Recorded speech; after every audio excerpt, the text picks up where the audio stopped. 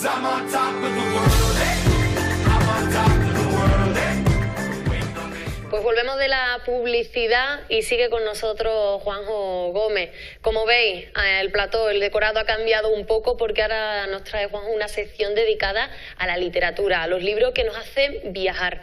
Y Juanjo, seguramente muchísimas personas se lo estén preguntando en casa. ¿Por qué en un programa dedicado a los viajes tenemos una sección dedicada a los libros, a la lectura? Sí, es cierto que puede parecer extraño hablar de libros, hablar de literatura en un programa cuya temática es el viaje, el turismo. Lo cierto es que creemos que está bien justificado hablar de libros y de literatura por una serie de razones. La primera de ellas porque realmente cualquier gran viaje, cualquier gran expedición empieza por la curiosidad intelectual y vital que despierta la lectura, que despierta la literatura. También porque principalmente vamos a hablar de literatura de viajes, es decir, de narraciones que nos llevan a otros países, a otras culturas, etcétera. Y también porque el objetivo último realmente de la literatura es transmitirnos otras vivencias, transportarnos a otros países. Es por eso por lo que vamos a hablar de libros. ¿Y qué tipo de literatura nos vas a recomendar hoy en el programa? Hoy en concreto vamos a hablar de literatura de Japón y literatura sobre Japón.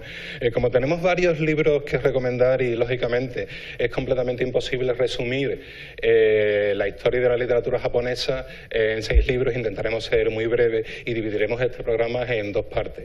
Hoy principalmente vamos a hablar de literatura clásica japonesa. Vamos a empezar hablando de la figura de un onubense, precisamente. Hablamos de literatura japonesa, pero empezamos hablando de un onubense. ¿Por qué? ¿Quién fue él? ¿Quién fue Antonio Cabeza? Sí, probablemente para la mayoría de nosotros, la mayoría de los onubenses, no sea desconocido el nombre de Antonio Cabeza, que es este profesor que tenemos aquí a nuestras espaldas. El profesor Antonio Cabeza es un onubense con una vida apasionante, distinta, que nació en Huelva en 1931, salió de Huelva en los años 50 y acabó siendo durante 40 años catedrático de la Universidad de Kioto de Lengua y Literaturas Españolas e Inglesas. Indudablemente la figura de Antonio Cabeza es una figura hercúlea, ciclópea por muchísimas razones. Es el mejor traductor de japonés que hay en el mundo hispánico, es asimismo uno de los mayores especialistas de literatura japonesa que hay a nivel mundial y, por supuesto, el máximo especialista de literatura japonesa en España, y por multitud de hechos tan curiosos como que fue el primer occidental en practicar karate en 1969. Es también uno de los pocos europeos y de los pocos españoles que ha recibido la condecoración de la Orden del Sol Naciente, que es una condecoración similar a la encomienda de la Orden de Isabel la Católica que otorga el emperador japonés a extranjeros que han realizado una extraordinaria labor de promoción de la cultura japonesa. Pues este personaje tan entrañable, tan curioso, fue un onubense. Desgraciadamente murió en el 2008, pero todavía su legado en forma de traducciones y de libros sigue presente con nosotros.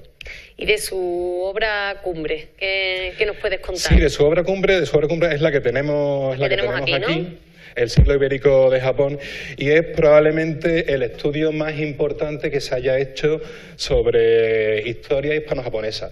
El siglo ibérico de Japón nos cuenta la historia de las primeras relaciones entre españoles y portugueses y japoneses, y vemos que empiezan tan lejos como en 1543. Es decir, que la historia común que tenemos tanto España y Portugal como con Japón es mucho más antigua y es mucho más cercana de lo que queremos creer.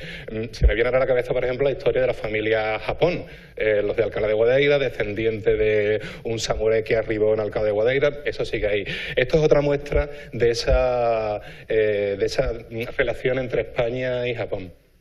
Pues háblanos también de las demás obras que tenemos por aquí encima. Voy a hablar de 3 obras, y son 3 obras que digamos dan un repaso a todo lo que es el panorama de la literatura japonesa. Empezaremos con la historia de Genki, la novela del Genki, y esta ha sido comparada en muchas ocasiones con el Don Quijote de la literatura japonesa. Es la obra clásica por antonomasia de la literatura japonesa. Es una obra extensísima, este simplemente es el volumen 1, los 2 volúmenes son aproximadamente unas 2000 páginas, y nos cuenta una historia realmente curiosa. Cuenta la historia del príncipe Ikari Genki, y es una historia que podíamos definir entre una mezcla de telenovela venezolana y un Pulp Fiction con tintes edípicos. ¿Por qué? Porque cuenta la historia del príncipe Ikari Genku, cuya madre, la emperatriz, fallece y el padre, completamente enloquecido por la pérdida de su mujer, decide enviar emisarios a todo el reino para que vayan buscando y encuentren una mujer que sea físicamente exactamente igual que su fallecida esposa. Finalmente consiguen encontrar a una dama exactamente igual que la fallecida emperatriz. Se va a palacio con la mala suerte de que el príncipe Ikari Genku se enamora de su nueva madre, lo cual es una historia realmente extraña, pasional, pero que es un clásico, viene a ser un clásico de la literatura japonesa. Posteriormente tenemos esta obra, Soy un gato. Soy un gato es seguramente la obra más divertida, hilarante de toda la literatura japonesa. Es una obra que nos describe el siglo XIX japonés, la era Meiji. Y la particularidad de esta obra, y es lo que lo hace tan divertida, es que el narrador es un gato. Vemos todo lo que sucede en la historia y la visión que tenemos de los personajes está contada a través de la ácida visión de un gato. Es por eso que es una obra realmente divertida y recomendable, porque es de una lectura sencilla, ágil y dinámica. Y finalmente la última obra que recomendaremos de literatura clásica japonesa es una obra del siglo XX, es una obra de uno de los autores más estudiados, más leídos y más traducidos de todo el siglo XX japonés, como es Yukio Mishima.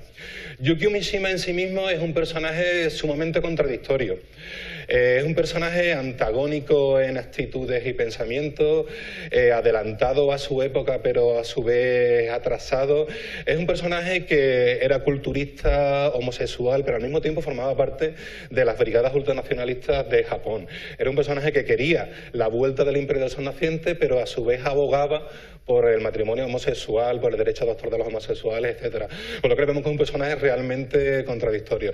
Esta obra, El rumor del oleaje, ha sido comparada muchas veces con Romeo y Julieta.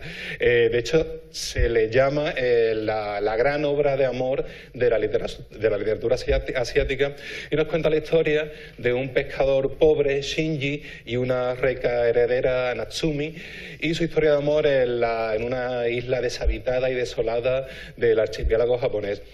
Si bien la historia no es muy interesante, porque básicamente es una historia amorosa de quinceañera, lo bueno que tiene este libro, por lo que realmente este libro es un clásico, es por la descripción de los paisajes, por la sutileza describiendo, por ejemplo, el oleaje. Esta obra ha sido comparada en literatura con Hokusai, con el gran pintor japonés. Es por eso que simplemente por la descripción de los paisajes merece mucho la pena leer esta obra.